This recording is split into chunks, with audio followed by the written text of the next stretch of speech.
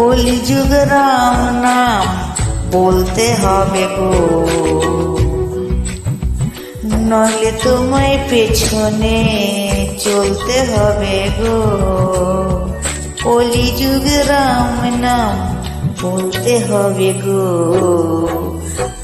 নইলে তোমায় পিছনে চলতে হবে গো। কলিযুগ রাম নাম বলতে হবে গো, নইলে তোমায় পেছনে চলতে হবে গো।